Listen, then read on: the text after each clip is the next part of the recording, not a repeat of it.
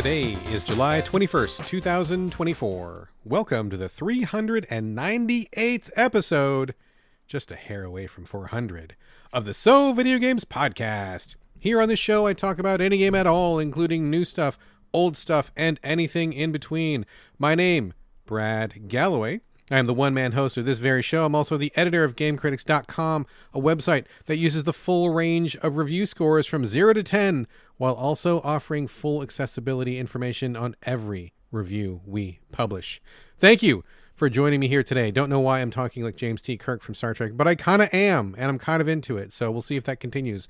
Hey, you're here. You're back. I'm here. I'm also back. Let's do a show. Why not? Hey, as usual, I'm going to kick things off with housekeeping, where I discuss tidbits, news items, industry happenings, and basically anything randomly game adjacent that has caught my eye in the last 7 days.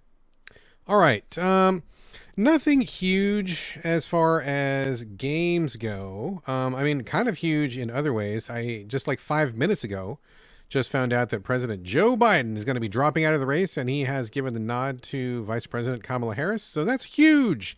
Huge. What does that mean? I don't know. I don't think anybody knows. There's a lot of stuff going on in America right now. Crazy, wild times. But we're not going to discuss that on this show. Not even a bit. Otherwise, what else has happened? Not a lot in games, but in board games, something pretty exciting. If you're an old school dude like me, or maybe you're into like retro games or something like that, there was a game, board game, came out 20 years ago, in fact, called HeroScape. It was sold in like regular retail outlets like Target and, Toys R Us, stuff like that.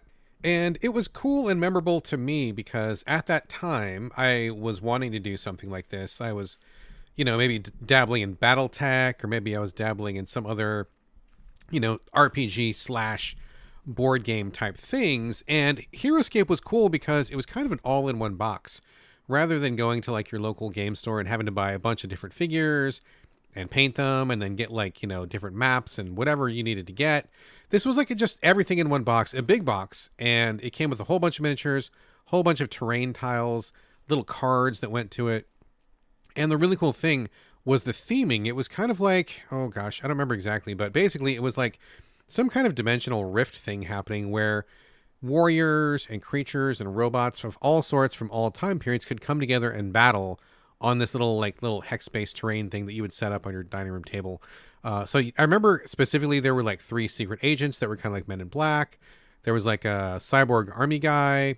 Pretty sure there were some velociraptors, definitely some ninjas, dragon, I believe. So there was like a whole like jumbled up like mix, and that kind of like crazy matchups has always really appealed to me just as a concept. I think it's a really fun idea. So HeroScape was rad. You could get the box. You could also buy some booster boxes that had other stuff in it. You could also get like specific figures. And for a while, I was like really on this train, like pretty hardcore. My wife, Gina, really liked it a lot. So we would play it together, just the two of us, and it was a fun game to play as a pair. And we had good times. I still have all the pieces and stuff in the garage. I haven't got them out in a while because I just don't have the room right now. But I still have all the stuff, and I feel like I came pretty close to a complete set because I was still kind of collecting at that time, and I didn't have a lot of like grown-up debt going on. So why am I bringing this up? I'm glad you asked, because as I said earlier, HeroScape is going to be celebrating its 20th anniversary. So Hasbro is bringing it back. They have completely redone the whole game. They have the new miniatures, new board, new tiles, new everything. Just the same basic concept, same basic ideas. I haven't gone over a comprehensive list of characters, but I wouldn't be surprised to see that many of the characters are the same, which is cool because I thought they were good characters. And they're re-releasing the whole thing. 20th anniversary edition coming out. I believe there is a painted version and an unpainted version. And I think there might be some boosters as well. Something like that. But basically, like, you can get it on the ground floor if you missed it the first time 20 years ago. And I'm guessing a lot of you probably missed it 20 years ago. So there's a new video on YouTube right now starring Deborah Ann Woll, who was, I believe, Karen from Daredevil. Great actress. She's playing through the game with some of the game developers. I believe you can check it out on YouTube if you search for, like, HeroScape, Deborah Ann Woll, celebrity walkthrough or something like that. So they're showing you what the game looks like. Good video. And then the pre-orders are up on Hasbro now. They're going to be talking about the game at Gen Con 2024, which happens in August. They're going to have some early access stuff going on. They're going to have samples out in stores you can check out.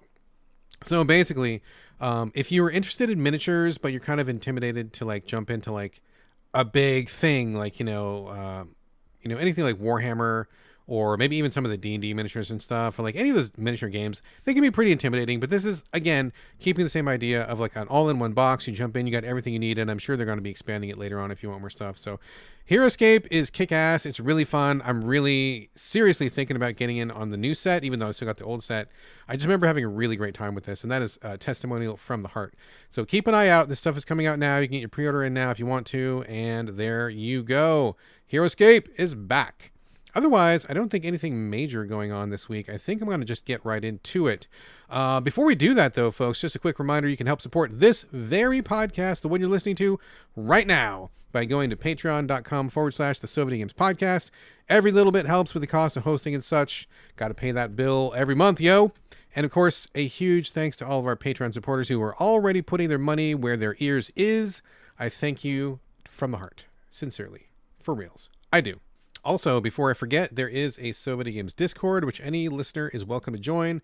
Absolutely free of charge. If you want to come on in and continue the conversation after the show, just shoot me an email, contact information coming up later, and I will send you all of the details. Simple as that, no cost whatsoever. Okay, let's get into the main portion of the show here. I do like to start with circlebacks, which is where I talk about a game that I have talked about on the show previously, but I'm not going to get into the same level of detail. I'm not going to give you the soup to nuts, A to Z, everything. I'll just give you the quick, where am I now with that particular game? Because sometimes, we have longer plays, or sometimes there's some more to discover, or sometimes things get better as you go on. Sometimes they get worse. Who knows, right? So we're going to be circling back just to one game this week, the first Descendant. I've been talking about this one for a couple weeks. This is the online cross-play, third-person action looter shooter MMO from Nexon, which is basically looking a lot like a cross between Final Fantasy XII, Destiny, and Warframe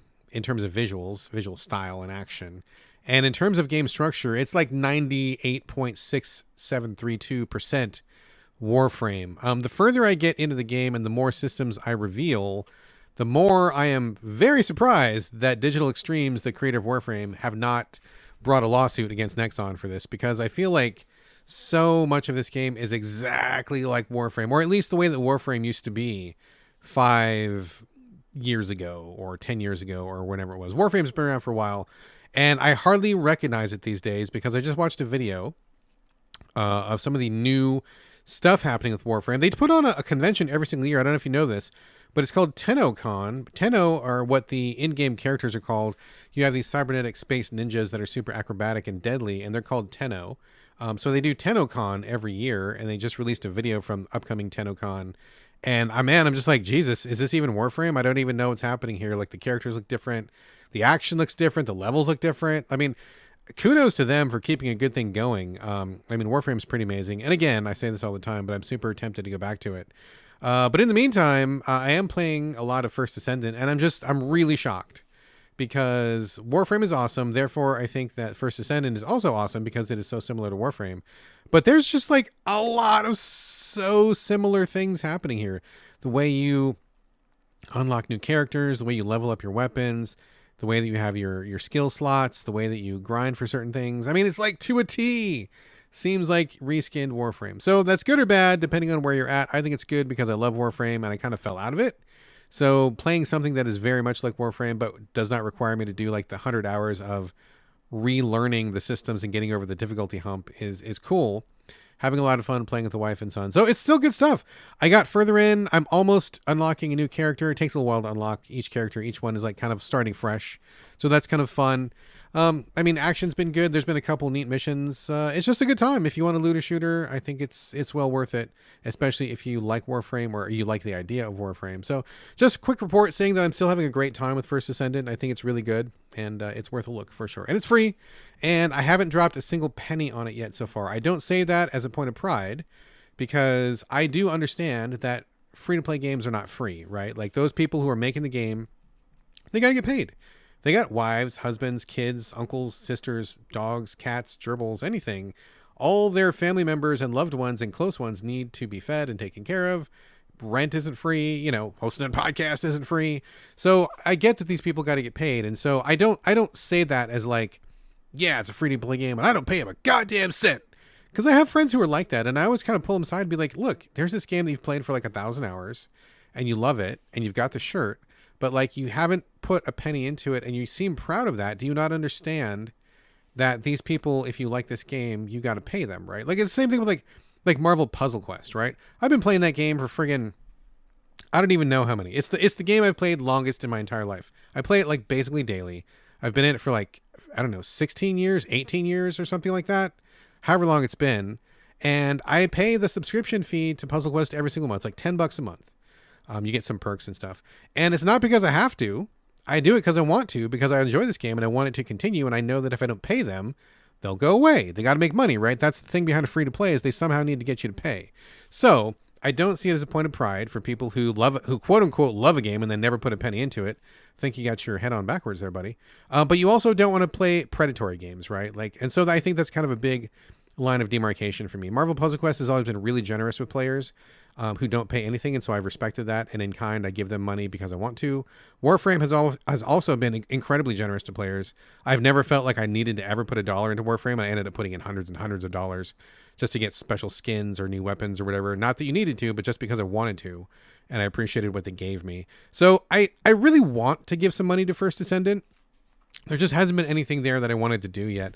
The Battle Pass, I don't think is very good. I bet they're going to totally revamp it for next season. It's just a bunch of like really dumb skins that I don't think anybody really cares about. The skins that they do offer for sale, some of them are pretty cool, but I just haven't bitten yet. I think I'm waiting for maybe just a new type of skin or maybe something else to entice me. But the second something comes through that seems like I can't say no to, I'll definitely give them a couple bucks, because I've probably put, I don't know, 50 hours into it so far, probably. And I do feel like I owe them something for that. So we'll see. But anyway, that's First Descendant. Also support your free-to-play games if you like your free-to-play games. And don't let them hold you hostage either, though.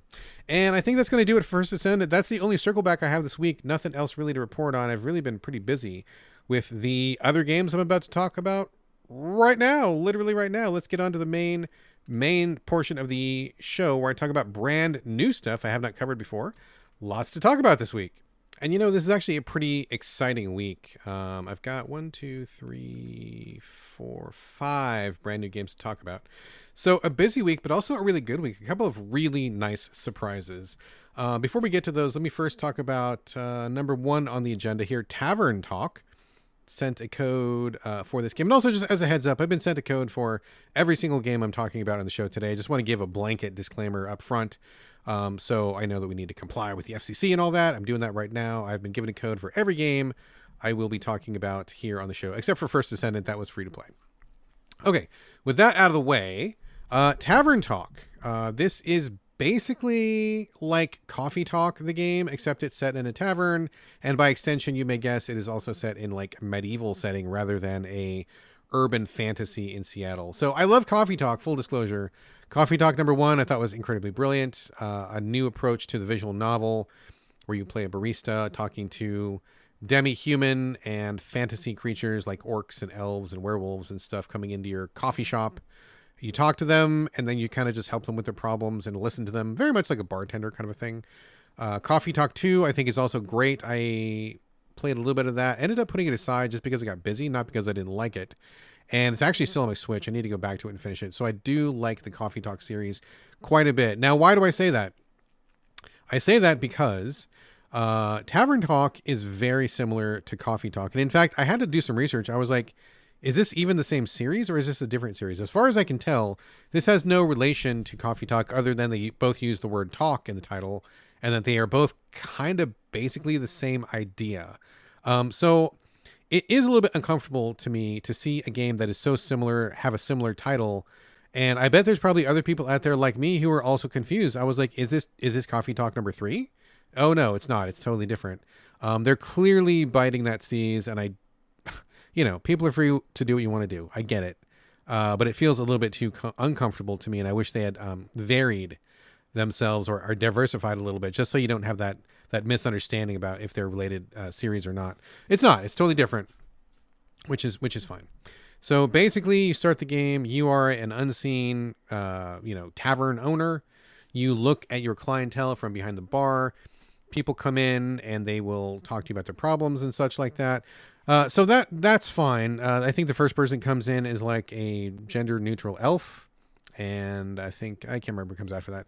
But you talk to them for a while, and then when you do the drink thing, that was also something from Coffee Talk where people would request a drink, and you would have a certain number of ingredients. You'd mix it up, and if you did a good thing, like you got the drink right, then it would veer the story one way. If you got the drink wrong, it would veer the story another way. It was never a game over, but like sometimes you would, get more discussion or get a better outcome for somebody if you got their drink right than if you didn't. But the game progressed either way. Kind of a similar thing here, somewhat. The drink mechanism is pretty different though, and I got to say I think it's pretty awkward, and I'm not really sure that I care for it. When you mix a drink that someone has requested in Tavern Talk, you go to like a different screen, like a back room, and then you have I think 5 different vials of liquids, and then someone will say, "Oh, make me a so and so," and then you look in your recipe book, and then it shows like this like chart. And then you got to like grab the vials off a shelf, and then you're kind of pouring them with your stick. I'm playing on the Switch, so I'm using one of the, the Switch controller sticks, and it's kind of awkward to pour. And I sometimes pour a little bit more than I want to, or sometimes not enough. I guess it's probably part of it, right? You got to get used to using those controllers. And so you pour the drink, and then if the drink ratio matches the chart that you're looking at, I don't know what kind of chart. I've seen these charts before. I don't know how to describe it, but it's like if you imagine an RPG character, sometimes you'll see these charts where they give you a breakdown of your character, and they'll have like 5 or 6 or 7 different stats. And then when you're really high in a stat, it'll give you like a big peak in that stat. And if you're low in a stat, there'll be a very low peak.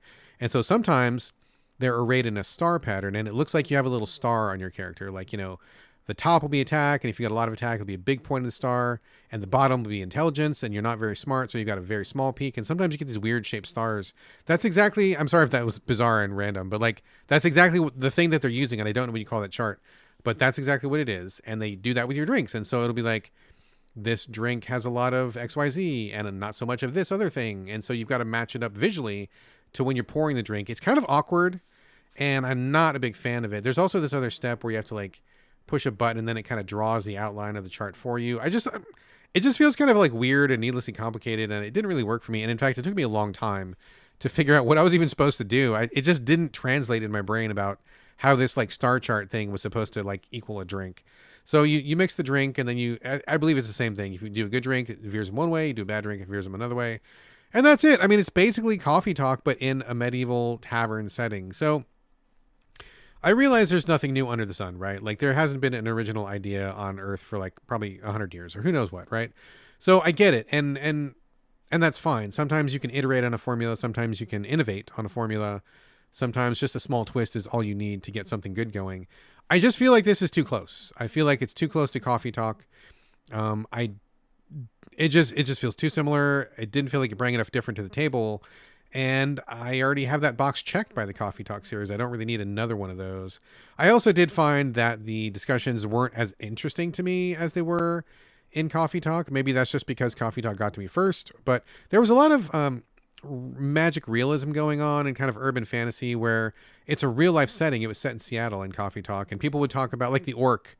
The lesbian orc was a game developer. And I'm like, oh, okay. Like I know lots of game developers and lesbians in Seattle. And so I'm relating to this. It makes sense to me.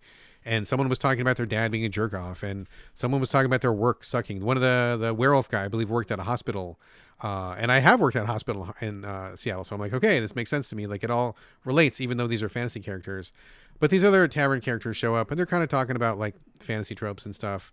There is some relatable stuff, but it just didn't, I don't know. I just feel like this ground has been tilled already, and I don't really think there's need to go over it again. And I kind of wish it was a bit more different. So if you've never played Coffee Talk, I bet you probably would get a lot more out of this title than I did. But to me, even though they do change from urban fantasy into like high fantasy, or medieval type theming, armor and stuff like that, it just felt too similar and kind of covered the same ground that I just didn't get as interested or engaged. Nothing really wrong with it specifically, although the drink mixing minigame is kind of awkward, but I think just too similar to other things I've already played and enjoyed, and I feel like I've had this experience already. So not terrible, and I think that if you have not played one of these, you will get more out of it.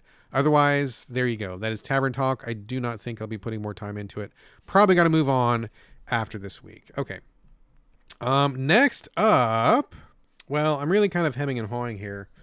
I have rearranged the agenda on the show a dozen times. I wasn't sure what would be the right order to do it. I'm gonna just roll. I'm gonna roll with what I got. This is one of the surprises this week. Very, very pleasant surprise indeed. I am playing Dungeons of Hinterberg on Xbox Game Pass. So I didn't get a code for this one. I got it on Game Pass. It's free, or quote unquote free on Game Pass. Xbox is kind of killing it this week. I know that they have kind of pissed off some people with the increase in Game Pass price. I've heard there's also some kind of problem with the EU. I think they originally were going to say that Microsoft Game Pass was not a monopoly, but now it is a monopoly. I kind of glanced over that story. I forgot to look it up for the details, but apparently they got into some more trouble in the EU, something about that. So I don't know, look that up if you wish. But regardless, all that stuff aside, if you look at just the games they're offering this week, I think I downloaded like 4, maybe 5 different games on Game Pass this week. There was some really great stuff. One of them is Dungeons of Hinterberg, which I actually had never even heard of until just this week. I think somebody was talking about it maybe 1 or 2 days before it dropped on Game Pass, and so it kind of got my attention. And in fact, I remember Carlos Rodella, when he was on the show, talking about it a while ago, and I'm like, I don't even know what you're talking. I gave him a very blank stare. I had no idea what he was talking about. But it's here, and it's actually pretty fantastic. Spoiler, I love it. I think it's great. So Dungeons of Hinterberg is a third-person action RPG, heavy on the action, that also surprisingly borrows quite a bit from Persona, which I did not see coming. The basic premise of this is that you play a junior law firm executive in Austria. She is tired of her life. She feels like she's not living life. She's kind of just going through the motions. She needs some excitement. She wants adventure and doesn't know how to quite do that. So she goes to Hinterberg, a town in Austria, which is far off in the mountains. And the thing that is special about Hinterberg is that for reasons that no one knows, there have been a number of dungeons, magical dungeons, appear there. And so people have discovered these, and they are like turning this like dungeoneering into like a cottage industry. Now, this is not a magical world. This is like normal world. Like I said, the lady's a lawyer. She's in Austria. She's like, she's driving to this town in a car. Like, there's nothing fantastical about the world, but Hinterberg itself is just the epicenter of all this magic. And so you get there, and it's like a tourist town. Like, there's signs up all over the place saying welcome slayers. That's what they call the tourists. She's booked in a hostel. She meets other people who are there to also do some slaying. They're all from around the world. And there's all sorts of tchotchkes and souvenirs all over town. And locals of the town are grouchy because all these tourists keep coming in and they can't live their peaceful life. So it feels very much like you're on vacation. You're on holiday, if you're European. And you go to this town, and rather than just like, you know, taking a boat ride or walking in the forest or whatever you do on holiday, you go dungeoneering. You go, like, you grab a sword and get some gear, and you go in these magical dungeons. And it's just a really cool, interesting setting to see the juxtaposition of, here's a fantastical dimension hopping dungeon with monsters and stuff in it, as opposed to the really cheesy tourist town that people come to do this. It's a really cool idea, really cool setting. I like the main character a lot. All the ennui and the you know, the self reflection she's doing, I think, is really of the moment. I think a lot of people are doing that right now. I think a lot of people are thinking about the world, you know, capitalism, global warming, COVID, politics, the economy, everything. And so I totally get it. Like, you know, everybody's looking for their place in the world, and so is this woman. So once you get to the town and start settling in, they take you to a beginner dungeon, and they start introducing all the systems. And it's just really, really cool. I feel like, more than anything, the people who made Hinterberg, and in fact, I should probably look this up real quick. Okay, I'm back. I looked it up through the magic of podcasting. I hit pause, looked it up.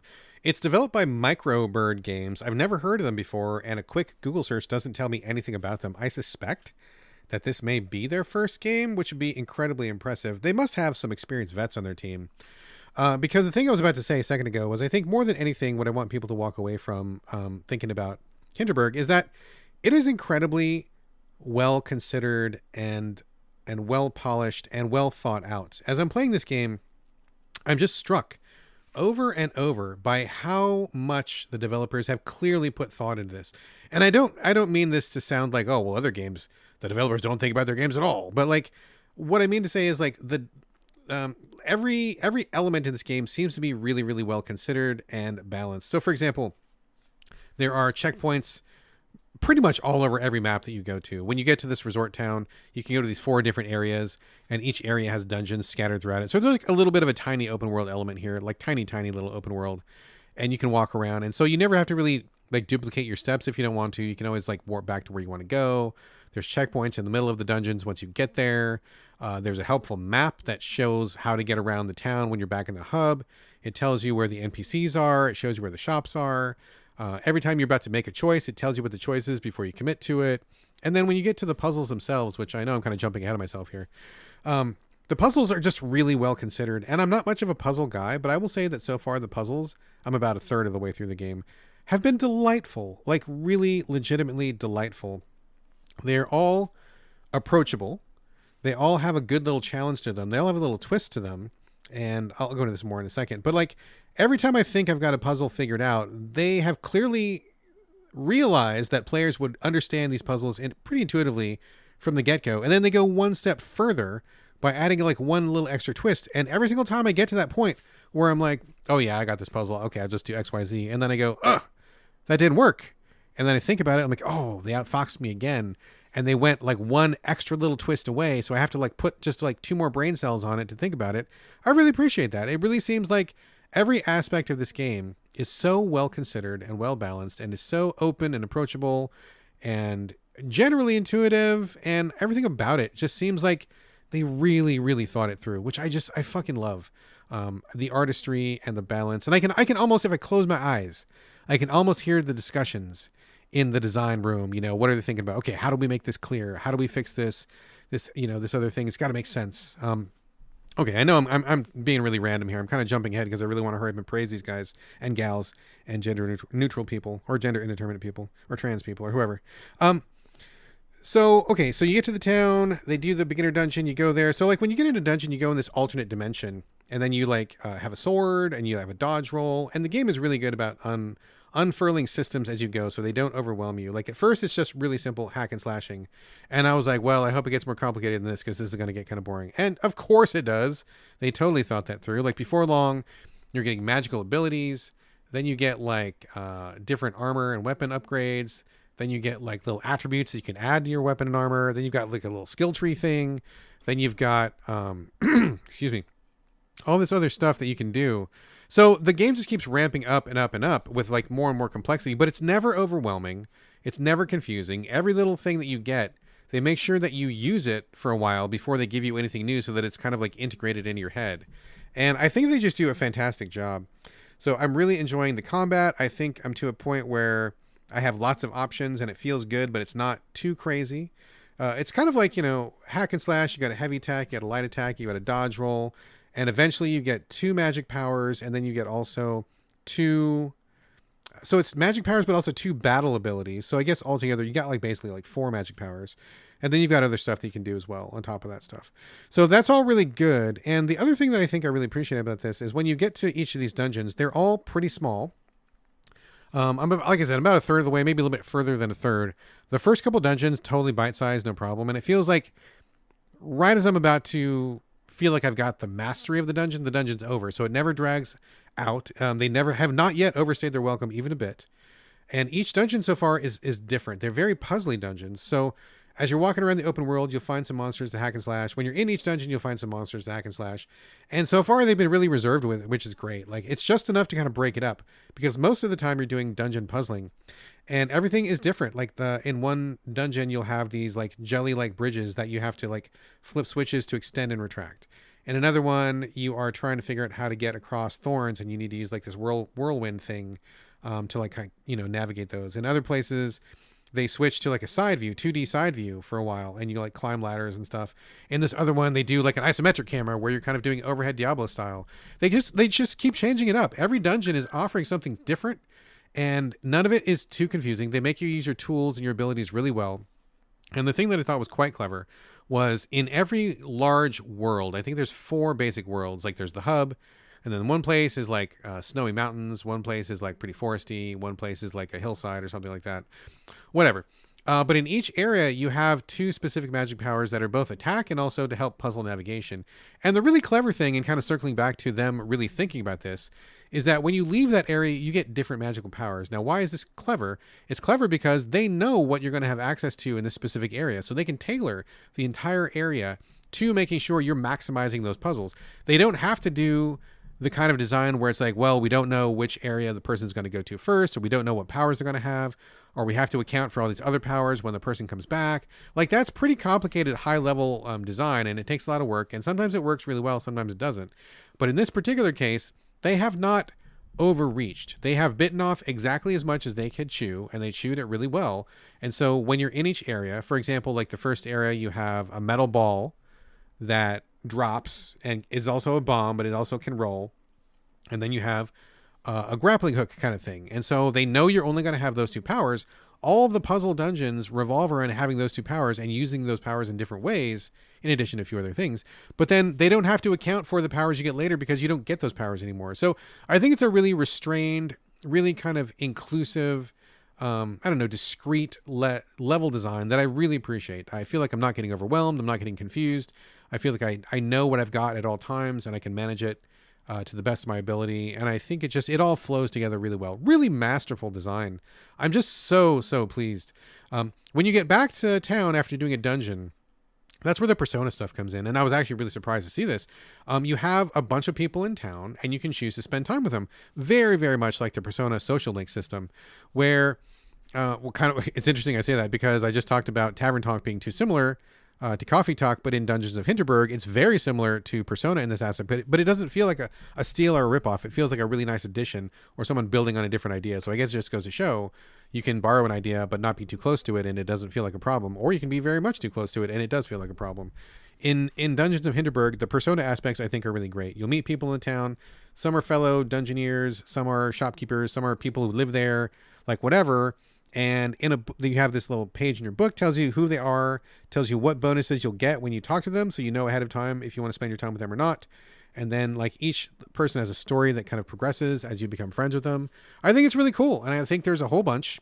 They also tell you ahead of time you're not going to have time to max out all of them, so be kind of choosy about who you want to hang out with. I've been hanging out with the first person that I meet, and then who greeted me to town. I think she's also a fellow transplant from somewhere else.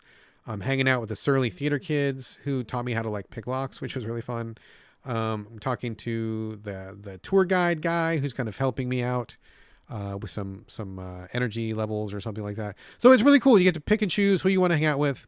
You can do one activity a night, or you can do none. You can just go to bed if you wish. You don't have to do a dungeon every day. You can like take a break. You can do something fun in town, pass the time. But there's like this social calendar. Time flows, you've got your dungeoneering, you've got your abilities and stuff. Everything is just so friction free and smooth and fun to play. And I just think Dungeons of Hinterberg is just a fucking delight. It is just a really fucking well put together game, well considered. It plays well, it's smooth, it's fun. I really can't stop playing it. I introduced it to my wife. She thinks it's great as well, and she's got great taste because she married me. So obviously this is a good, high quality game. I love Dungeons of Hinterberg. This may even be one of my favorites of the year so far. I was just very taken by surprise in a good way, and I'm glad I kind of came to it cold. I mean, it wouldn't have ruined anything, but just, you stumble across something you haven't heard of, you check it out, and it's like, wow, this game is amazing. I love that feeling. I don't get that feeling very much. This game absolutely gives me that feeling. So I give it a complete thumbs up. I would be very shocked if anything happened in the back half of this game to kind of sour this high that I'm on right now. So I think it's going to be a smooth ride all the way through. I got really good vibes. I'm definitely going to try to finish this one. I'm just really having a blast. So Dungeons of Hinterberg on Xbox Game Pass is the shit. Really good. Total recommendation. Big thumbs up. All right, just a quick pause here. I do want to apologize really briefly. I know my phone keeps going off if you hear that ping. I do apologize for that. I am on call. I mentioned this before on the show, but I'm on call basically nights and weekends, and I'm recording this on a Sunday, so I cannot turn my phone notifications off. I've got to keep an eye out in case work calls. So sorry if that pinging has bothered you. I really apologize. There's nothing I can really do about it, so please just bear with me, and we will just proceed with the show. So I just talked about Dungeons of Hinterberg, which was a really pleasant surprise. The next one I feel like I might lose a couple fans on, so I guess I guess let me just get through this and we'll see what happens. This is another Xbox Game Pass game that I downloaded, although I did get a code for this one. And this came really highly recommended from good friend John over at Gaming in the Wild. Quick plug for them. Good show, one of my favorite podcasts going these days. They also have a really lovely Discord community going over there. And I think it costs like $1 to get in on that. Well worth it if you are looking for a community of like people who appreciate like artistic games and alternative games and indie games and who are just like generally just a bunch of really fucking cool people. Check out Gaming in the Wild's Discord. I don't get a cut of that. I get no percentage. I get nothing for plugging it other than the pleasure of supporting something that I enjoy myself. I'm in there all the time, as well as my own Videogames Discord. So feel free to jump in over there and give Gaming in the Wild a shot. But like I said, John, who runs that show, is the one who recommended Flock to me. And hope we're still friends after this. We'll see what happens. So Flock, you can get it on Game Pass, is a really nice looking, really colorful, simple kind of low poly game where your character looks like a Muppet, actually. Kind of look like Muppets to me. And you're riding this giant, I don't know, tropical bird looking thing, like a giant, I don't know, kind of a toucan, sort of, but the beak's not quite as big. It's not really a parrot. I don't know, like a giant, like larger than a person-sized bird. And when you start the game, you can customize your hat and your skin color, your Muppet color, and your nose and your bird color and all that stuff. All very cool. And then you start the game and you're just like flying. And the flying is pretty nice. Interestingly, you do not control elevation. You only can fly, left, right, forward, and back. The game kind of handles elevation on its own, which I found to be a little bit disappointing. I don't know exactly why they did that, but I play lots of flight games and lots of games where full 3D motion is a thing. And so to me, handling elevation is totally no big deal. And I bet probably most people could manage it. But they took that out for some reason, which I thought was a little bit strange, but whatever. So you get to this place, this island, and you talk to some fellow Muppets, and they're like, hey, we're glad you're here. You're here to help catalog the island life here on this place. And so it's very colorful, grasses all around and little flowers and giant mushrooms and such like that. And so you get your bearings pretty quick, and then you just kind of fly around and you look for these animals that are just kind of randomly hanging out. And then when you get to them, you're supposed to quote unquote like charm them with a song, like a song or a whistle, I think. The tutorial for this was not great, and I'm embarrassed to say that it took me a lot longer than I thought it should have to figure out how this little thing worked. But basically, you got to be within a certain distance of the animal. Then you do your song or your whistle, and if you're close enough, then most of the time you just get them right off the bat, or you have to do a couple of different whistles. Like there was one particular animal that like was really elusive, and so I had to chase him, got close enough, did my whistle, and then it was like he was only like 1/3 charmed, and so I had to chase him around the map. That kind of a thing. But basically, you just go on these little quests where you just fly around and look for animals, and then you find them, and then you charm them, and then they fly with you in a flock. I mean, I guess it's where the game gets its name, because it's your big bird, and then a bunch of these random animals that you find just kind of hang out with you. And it's, it's kind of cool. It looks like a school of tropical fish or something, but also you're a big bird, so a bird plus tropical fish. Just kind of chilling, flying around, and kind of doing that thing. So graphically, pretty cool. I like the vibe and the color and the style, but like honestly, and here's where it's going to get ugly, folks.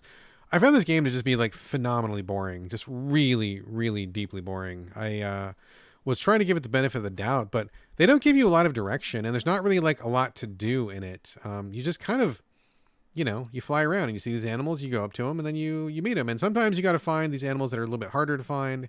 So you end up just kind of like flying around for a while. I felt like there was not very much, not any good hint system that I knew of, and I just was just like circling around and flying and getting these animals and singing to them and getting them to follow me, and then I would fly around some more, and like that's kind of like all that there was to it.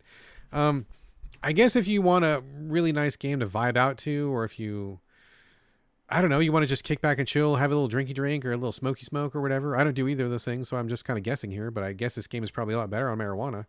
I don't know if you want to just kick back. Maybe it's a fun time, but like as I was playing it, I'm like, okay, I'm just flying around. I want to be doing something. I'm a very goals-oriented player. I'm a very doing-oriented player. It's pretty rare that I'll play a game just for like the vibes. I've got to be like doing something. That's just me personally. I know not everybody's like that, and that's totally fine, to each his own. So I played this for a while, and I was like, okay, I get it. I'm flying around, and I'm just doing that. And then I meet some little weird animals. I'm getting them to join my posse. That's cool. And then what else is happening? Nothing else is happening. So I bounced on it pretty quickly. I just didn't think there was a lot of meat to it. There wasn't a lot of interest to it. It's definitely a vibes game, which is totally fine, and I'm happy it exists. I'm sure a lot of people will really enjoy this. People in Discord for Gaming in the Wild really love this game, and that's great. Totally support that. But it is just not for me. I just felt like my time was being wasted. It was kind of aimless, and I didn't get a lot out of it once I had my fill of appreciating the visuals, which again are pretty nice. So sorry, man. I don't know if I'm breaking your heart. I apologize, but like Flock just really bored me to death, and I just really needed there to be more to it, more nuance, more quests, more stuff to do. It just wasn't enough for me. It felt like maybe like a third of a game, and I was like, where's the other 2/3 of the game? And I don't think there is one. So apparently it's pretty short, I guess, so you can blast through it. But even at a short running time, I did not stay interested in it long enough to roll credits or whatever. So sorry, folks. I hate to be a bummer, but Flock, I just found it to be so incredibly boring. I couldn't do it. So anyway, there you go. There's Flock. Moving on. Next up is Conscript.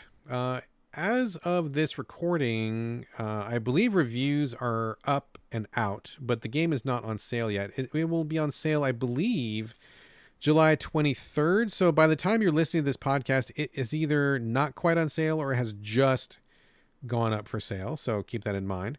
This is a not a top down, I guess kind of a top down, a 2D, very reminiscent of Resident Evil like game set in World War I, where you are, God, where are you? Are you French? You must be French.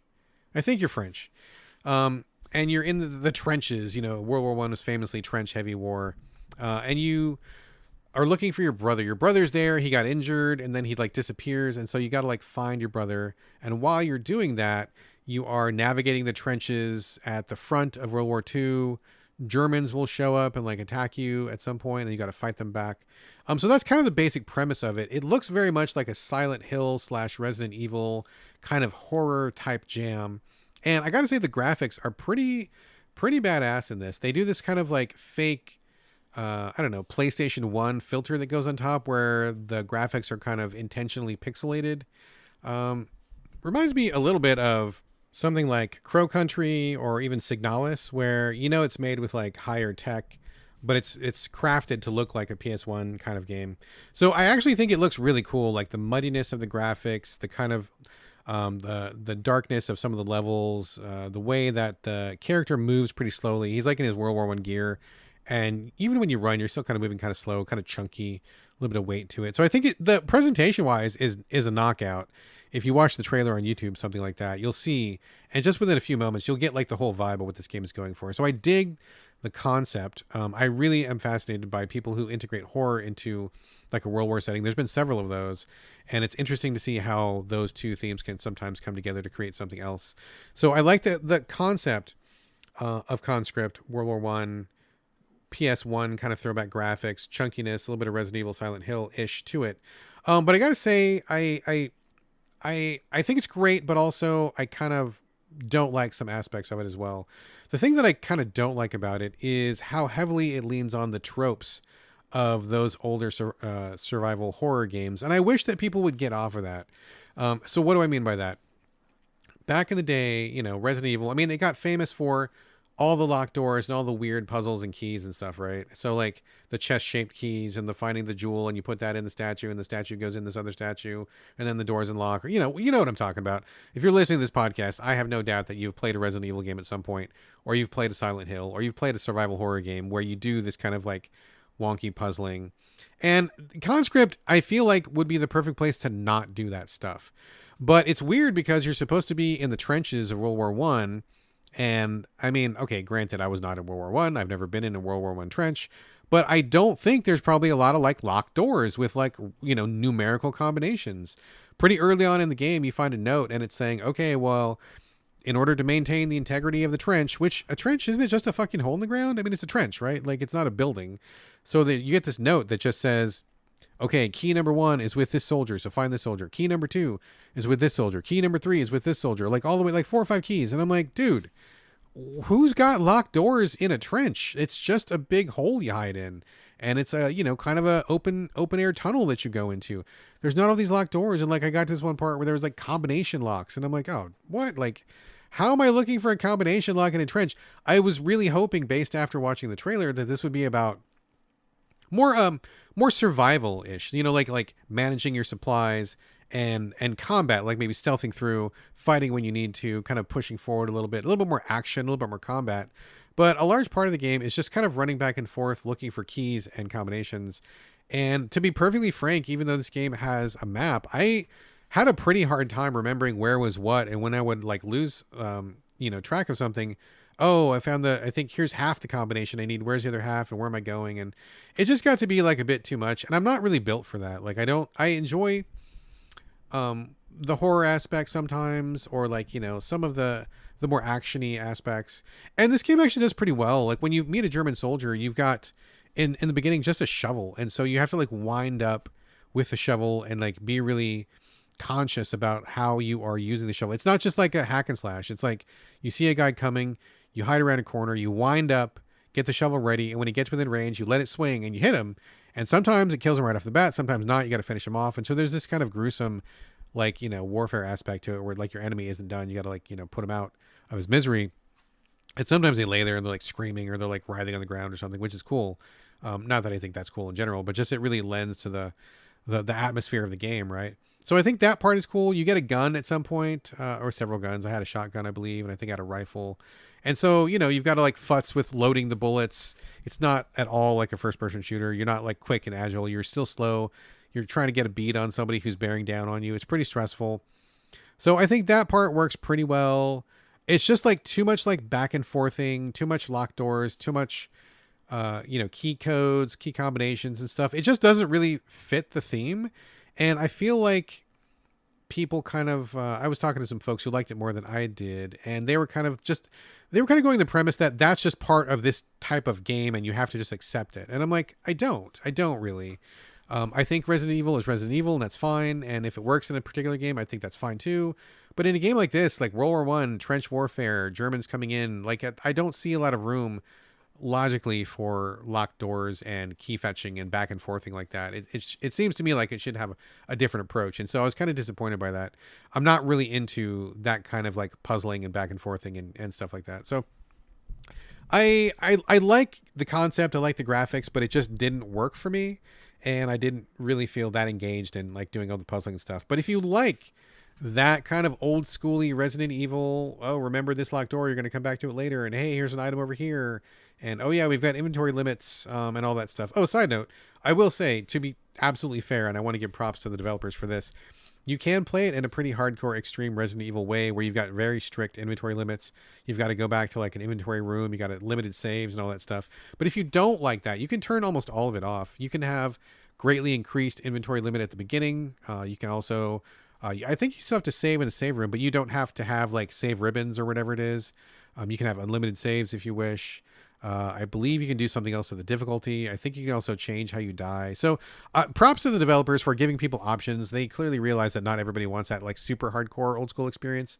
Maybe they just want the flavor of it, or maybe they just want to, dip in a little bit without actually having to go through the trauma that we did back on the PS1 days. So I appreciate that very much. I want to give a special thanks to the developers for including those accessibility features and those options. That's very much appreciated. Unfortunately the game didn't click with me, but I still recognize that there was some good work being done here, which is cool. So check it out if you like Crow Country, Signalis. If you like either of those, you're going to eat this right up. If you like old school Resident Evil, totally your jam. You're going to like this a lot. Definitely comes recommended to you if you like those kind of games, or if you're like me and you don't really like to bother with combinations and locks and keys. Maybe check it out a little bit more before you check it out. Check it out before you check it out. Yes, and check it out one more time after that. Okay, let's see. One more game coming up here. Oh, and this is the final surprise game that I played this week, which was a delight. Spoiler, it's a delight. I loved it. I think it's really super good. Great stuff. It's SteamWorld Heist II. And again, got a code from the publisher/developer for this. And I need to be very clear before I say anything else about the game. I am only covering this game in a preview sense. This game is still under review embargo, but we do have permission to talk about it in a preview sense. So I can only talk about the first couple of hours. I'm not going to give any spoilers for anything. And this is in no way to be misconstrued as a review. This is simply a preview based on what I've played. So again, underlining that so everybody knows we're all on the same page. Preview sense. Say it with me. Preview sense. Thank you. Okay, good. SteamWorld Heist 2. Ah, man, what a fucking game. Developed by Imogen Form Gothenburg. Gothenburg? I'm not sure how to pronounce that. I apologize if I'm messing that up. Thunderful, yes. Used to be known as Imogen Form before they did like a merger and a buyout and stuff like that. But the SteamWorld series, originally created by Imogen Form, and I am friends with those folks. I've known them like forever. Since back in the day. Wonderful, wonderful folks. And this is their new incarnation and their new game. SteamWorld Heist, the original, was one of my favorites. And the SteamWorld games, I think, are all generally pretty good. The early ones, anyway. SteamWorld Dig, great game. SteamWorld Dig 2, even better. SteamWorld Heist, fantastic. And then they went through a couple that were maybe not so great. Gotta be honest, sorry. But wasn't a big fan of the City Builder one. Didn't really dig the card battling RPG one. But they're back. They're back, baby. They are back in full force. This is the good shit right here. SteamWorld Heist 2 is wonderful. Playing it on PlayStation 5. What is it? Well, they're continuing the SteamWorld IP where Earth has been destroyed. And this is not a spoiler. I mean, this is covered in all the SteamWorld games. And in fact, I think they talk about it in SteamWorld Heist 2, like in the first opening cutscene or something like that. We don't know what happened to human beings. But these SteamWorld robots, these autonomous robots with, hearts and minds, are sailing on a portion of planet Earth that got blown up, and it's like the ocean. So Earth is in chunks. This little piece of Earth is still there. It's got water still on it, and these robots are living as Navy people, sailors, pirates on this like sea floating in space. Interesting setting.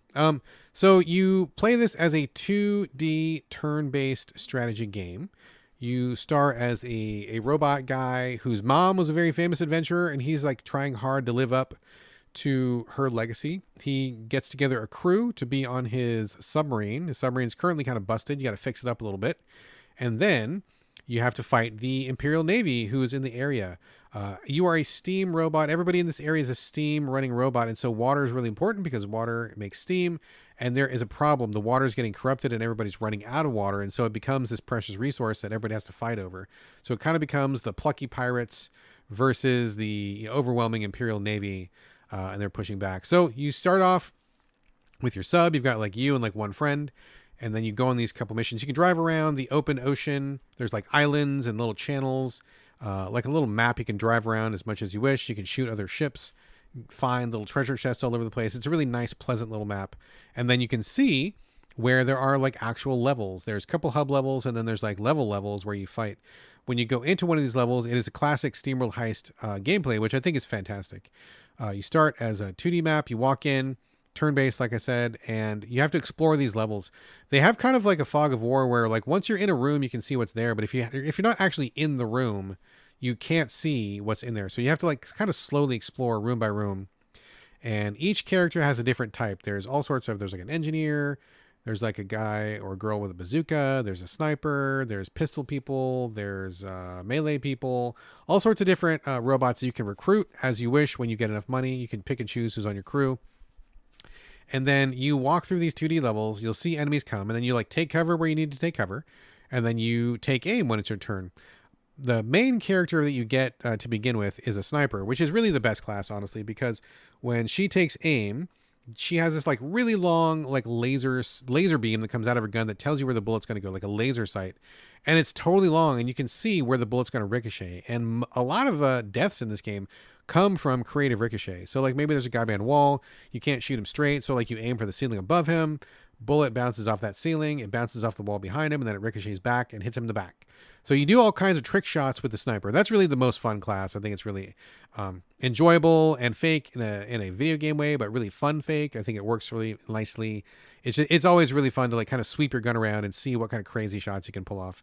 Not everyone has that laser beam sight though. Like some of the people have no sight whatsoever. In fact, most of them don't have a sight. And so it kind of comes down to like eyeballing it. And it comes down to where can I hit? Where can I ricochet? You kind of like take your shots the best you can. And then everybody has like a variety of powers. Like some people can blow up the cover someone's hiding behind. Some people can teleport. Some people can run further than others. So you've got like a whole mix of like, it's kind of like XCOM in a very loose sense, but you're looking at them from a side view, and height, verticality plays a big part of it. And also you're kind of like exploring these little like rooms bit by bit that you're kind of taking apart. So I think the formula works really well. I enjoy that there are lots of different character types. There's loads of options for like customizing them, not only like hats and cosmetic stuff, but also you can change like what gun they're using, and the gun that they're using dictates their job. That you can also like have guns that have different powers. You can level them up and increase their abilities to give them like extra powers and stuff. So it's a lot of tactical options, and I'm pretty sure the largest number of people you can bring with you on a mission is 4 for the really long missions. Sometimes it's 1, sometimes it's 2. But you can have way more than 4 on your team, and so you're always like kind of thinking about what's the optimal team loadout, who should I have, who synergizes with someone else. And so I think that works really well. Pretty brilliant stuff. And then the level design, I think, is also quite great. Like as you play the first couple levels, you might think, okay, well, I get how this game is going to go. It's going to be just repeating from here on out. But that's actually not the case. There's lots of variation. Sometimes there will be special objectives. Like sometimes you are on a time limit. Sometimes you just need to get one thing and get out. Sometimes it's one person against a whole bunch, and so you've got like a lopsided fight. Sometimes they do other little things. I don't want to spoil some of the other missions, but like there's been a couple of really neat missions that have been surprising where I was expecting a straight fight and then it turns into something else. So I think so far they've been quite creative with the missions, and I haven't gotten bored of it like at all. I'm really into, in general, turn-based tactics and stuff like this. And I really love the first heist. This one is living up to that legacy really, really nicely. It feels like a direct continuation. And if you're familiar with the systems in that first game, you'll be right at home here. There are some new twists and turns, but in general, it's largely the same structure, the same type, just taken further with more options, more characters, more levels, just kind of more of everything. So if you're not allergic to the idea of getting a sequel, that's kind of like the bigger, better, more sequel. This is definitely that. But when the core content was so good, it's hard to get mad at it. And I'm not mad at it at all. I think it's really great. It's colorful graphics. The writing is clever and fun. I think the action is super solid. There's adjustable difficulty on the fly where you can, scale it up or scale it down to suit your particular needs as you wish, which I think is a really nice touch. You're not locked into anything. You can always go back and just grind for a little bit. If you want some money, you can redo missions to get some cash. And there's like all sorts of little perks, like little funny people to talk to, little secrets to find, little unique items to find. I got a gun that was a really special gun that did some electric splash damage. So having that in conjunction with my sniper scope does some really killer shots from far away, which has been a big boon. So I've just really been enjoying exploring the team matchups and seeing, who can do what and what kind of advantages I can find. And if you like doing that kind of team tinkering, that kind of XCOM kind of like min-maxing a team or trying to see, who complements who and what skills are better in which area, I think it does it really well. I mean, this SteamWorld Heist is basically like another one of those really well considered, super polished, like no errors being made here whatsoever. It's just a really excellent, pleasant experience all the way through.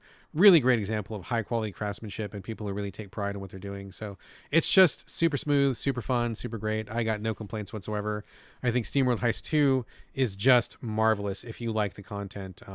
If you're expecting something more actiony, or if you don't know what to expect from SteamWorld, or if you haven't played Heist 2, kind of go into it with those expectations, 2D turn-based tactics.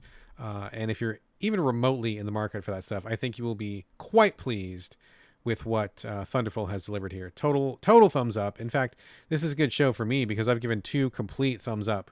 Dungeons of Hinterberg and also SteamWorld Heist 2. Both of these are fantastic.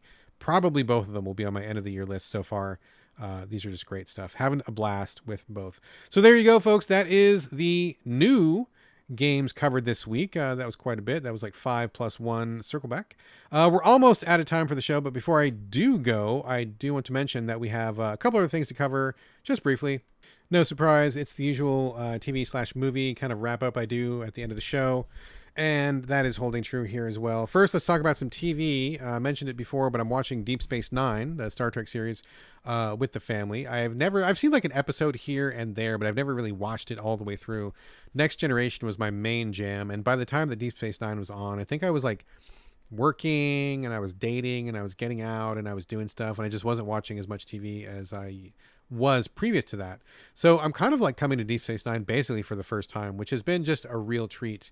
I've heard some people say that they consider Deep Space Nine to be at least as good as Next Generation, if not better, which always struck me as kind of funny because I held Next Generation in pretty high regard.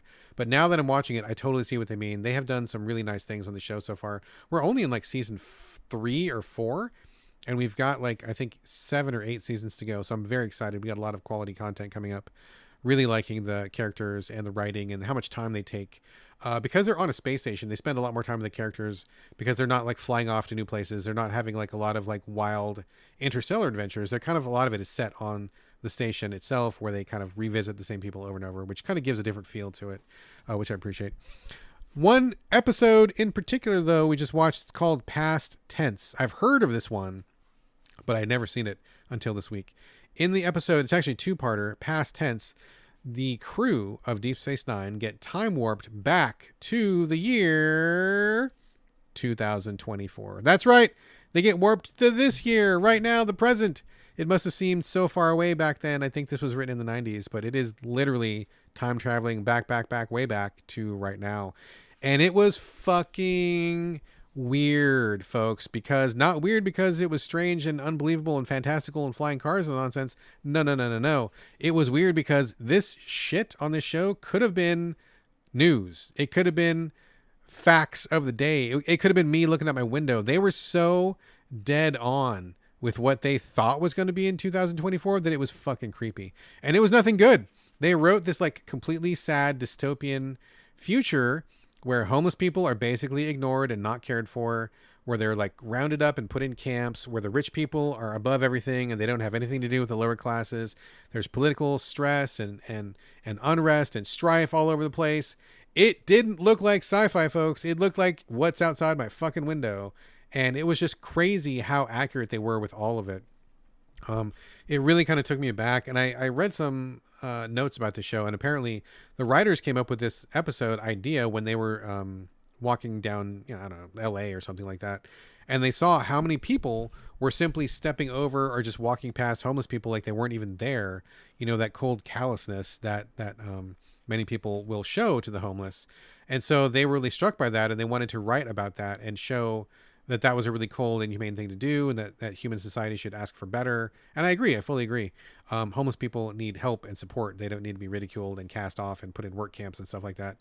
But one of the opening lines of that Star Trek episode was, oh, it's 2024 and being homeless and sleeping on the street is illegal. And I'm like, holy shit, we literally just passed that law like a month ago or 2 months ago, where it's now illegal to be homeless in America. You cannot be a homeless person, which sounds fucking crazy when you think about it, right? Like you can't sit anywhere and you can't be anywhere unless you're spending money. It kind of feeds the capitalist system. So they must have had a motherfucking crystal ball writing that episode. It was so dead on. In fact, the only unrealistic thing about the entire episode was at the climax of the show, they do kind of a hostage situation because the people who are trapped in this homeless area want to let the rest of the world know how much they're suffering. And so they take some hostages, they get on the news. And then once the word gets out about how poorly the homeless are being treated, the whole, America and the rest of the world kind of revolts, and they kind of leads humanity towards the path of Starfleet, where they start supporting everybody. That hasn't happened. That's not going to happen, I don't think. I wish it would. I don't think it will. So that positivity, that hopefulness for humanity was the fakest thing about that episode. But all the dystopian, all the grossness, all the capitalism, all the negativity, that actually came to pass. That's real, and it was fucking wild to see that on a show like 20 or 30 years ahead of its time, and it was literally like what came to pass. Just crazy, fucking crazy. Good episode though. All right, looking at movies, it's been kind of a weird week. My wife and I tend to watch a lot of horror when we're feeling down, and we have been kind of feeling down a little bit, so we need horror to kind of like rewire our brain chemistry and kind of make us laugh and make us scared and kind of shock us out of our doldrums. So we watched a lot of horror this week. The first one we saw was Malignant. Check this out. I'm not going to give away any of the surprises. I strongly recommend, if you're interested in this one at all, I believe it's directed by James Wan, who did some Fast and Furious. I think he did Insidious. I think he's done a lot of stuff. I'm kind of a fan of his. Not all of his films, but I definitely think he's got some cool stuff going on, that James Wan. But Malignant is the story of a woman who I don't know. I'm trying to think about how to even explain this without spoiling it. I don't want to spoil it because I think the twists and turns are half the fun. But basically, she is in an unhappy marriage, and then a serial killer appears, and the serial killer has some kind of connection to her, but we don't know what it is, and we don't know exactly what's happening. And so the cops are trying to track down this serial killer who kind of looks like he is kind of pinning all the murders on her. And I'm not going to say anything else, but it is a wild movie, crazy. When we finally got through all the twists and turns, I was like, "That's pretty cool. I dig it." Man, I want to talk about this a lot because I think it's really fun and neat, but I can't talk about it. But we liked it. It was a big hit. I heard some people say that they thought it was too cheesy and dumb. I totally disagree. I think this is a fun movie. It's clearly got a sense of humor. It's clearly not taking itself too seriously, and I thought it was pretty good for sure. So definite recommend on *Malignant*. And it wasn't really super gory either. Like, we don't watch a lot of like hardcore, like really like frightening, bone chilling horror and blood and guts. We like horror comedy. We like, wink wink horror, like lighter stuff where, people getting killed and monsters and stuff, but it's not just about showing guts shooting out of somebody's abdomen or, heads getting chopped off or anything. It's, there's got to be a little bit more to it than that. And I think this one fits. The cover image is pretty spooky, but I think the cover image when you're looking at title cards is a lot spookier than it actually is. It was definitely a good movie. I would recommend it to people if you want a slightly lighter horror film with a couple of weird twists and some funny stuff that happens in the plot. So *Malignant*, definitely a thumbs up. We also watched *Abigail*, which just hit streaming services. This one, I have kind of, I like the movie a lot. The movie was great. I definitely recommend it again. But my mixed feelings come from the trailer because we watched the trailer before we decided to rent it. And the trailer fucking gives like the whole movie away. I was like, dude, what the fuck? I feel like there's no surprises left in the movie. And honestly, there weren't. This was one of those cases where if you've watched the trailer, you've seen the entire movie basically. I still recommend watching it because there was there was clearly things that weren't in the trailer and twists and turns, but the big reveal of the movie was like loud and proud in the trailer, and that sucks. It sucks that they like didn't hold that back for people. I realized they wanted to get people in seats and to sell tickets to the movie and stuff, but it really blows that the biggest reveal of the movie was given away in the trailer. I'm not going to say what it is now because if you haven't seen the trailer, don't watch it. Don't watch it. Don't spoil yourself because it would have been pretty cool to not know that going into it. But basically, the premise of *Abigail* is that a group of professional criminals kidnap a little girl. She's like 12. They take her to this like decrepit mansion out in the middle of the boonies or something, and they're waiting to ransom her off for like $50 million. And then stuff goes wrong. I'm not going to say what it is because I don't want to be spoiling other people the way that I was spoiled. But let me just say, it was good. It was really good. I like what they did with it. I thought it was fun. It was not too gory, although, man, there was a lot of blood in this film. It's funny because in the first half of the film, I'm like, well, this isn't too bloody. There's not really a lot going on. I mean, it's no big deal. And then we get to the back half of the film, and it's like rivers of blood, like blood explosions, like just bloodgasm all over the place. And I didn't think it was in poor taste or anything. I thought it was all well done, and it was appropriate, and it was funny, and it was really funny in a lot of places. So I thought that was good. Another one I want to really talk about, but I can't because if you haven't seen the spoils on *Abigail*, don't watch them. Just watch the movie itself. Do not watch that fucking trailer. I'm mad at those people for ruining everything about it. The last film that we watched this week, we just watched this morning, is called *Juan of the Dead*. This is a zombie movie, but it's set in Cuba, and I believe it actually was filmed in Cuba, starring, Cuban actors. Lower budget for sure, although they did have some good special effects. Basically, a zombie outbreak happens in Cuba, and the people in Cuba just have to deal with it. In many ways, it's a typical zombie movie, but at the same time, it was very different in the sense of the cultural context of Cuba. Now, I'm not Cuban myself. I've never been to Cuba, but I know a little bit about it, and I've heard some things, and they go into a lot of like political discussion. It's never boring. It's never preachy, but like a lot of the jokes, a lot of the asides, a lot of the cultural context that they kind of are expecting the audience to have, I didn't have.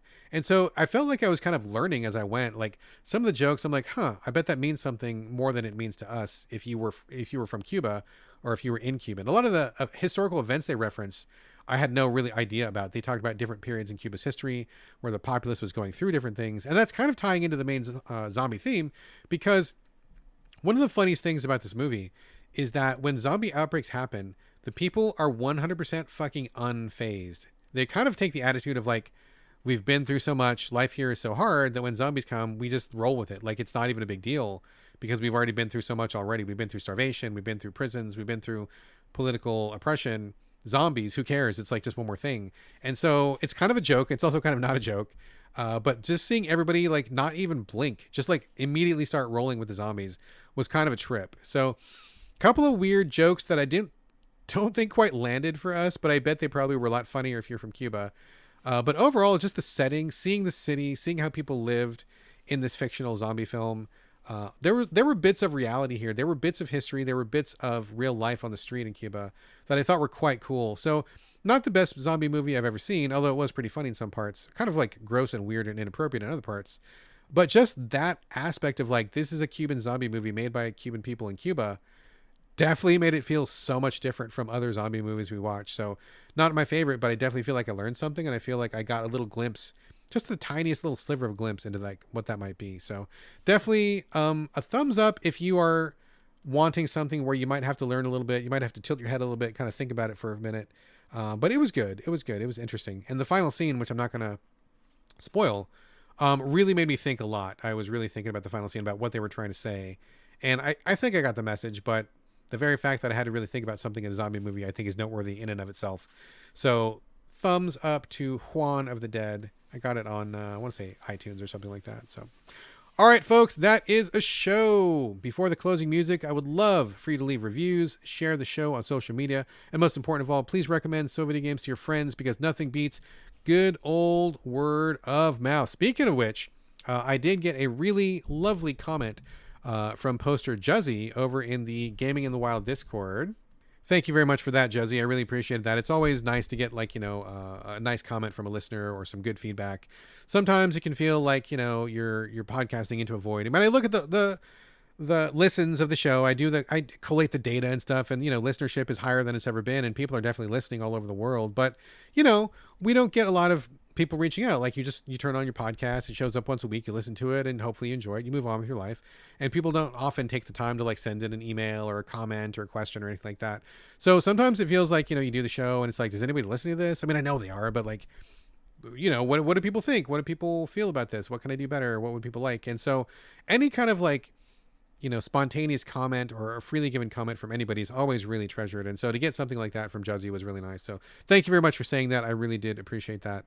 And if anybody does want to send us a message, I guarantee that I will get it. I promise you I will read it for sure. Absolutely. You're not emailing a giant monolithic corporation. You are emailing me, and I will for sure see that message. So anyway, getting back to it. Again, if you want to support the show and help out with the cost of running the podcast, you can do that over at patreon.com/the So Videogames podcast. If you want to join the Discord, that is of course free of charge.